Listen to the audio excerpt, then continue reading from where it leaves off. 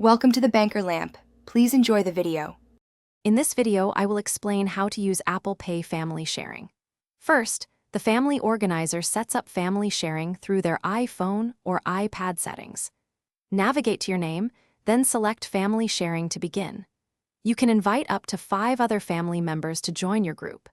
Each member will need their own Apple ID and a compatible Apple device to participate in the shared payment features, making it simple to manage family finances together.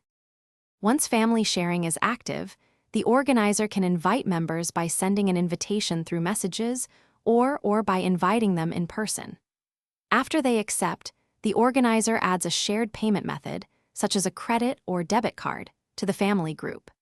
This designated card becomes the default for all family purchases, though individual members can still use their own payment methods if preferred for personal transactions.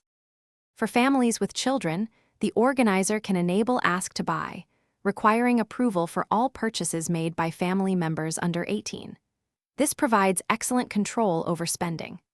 Additionally, you can set up allowances for individual family members, giving them a specific amount of funds to spend as they wish. This feature helps teach financial responsibility while maintaining oversight of family expenditures. Apple Pay family sharing offers numerous benefits, simplifying the management of shared subscriptions, app purchases, and even iCloud storage. It provides a secure and convenient method for family members to make purchases, with the organizer maintaining full oversight and control. For best practices, regularly review your family's spending habits and adjust Ask to Buy or allowance settings as needed to ensure smooth and responsible financial management for everyone.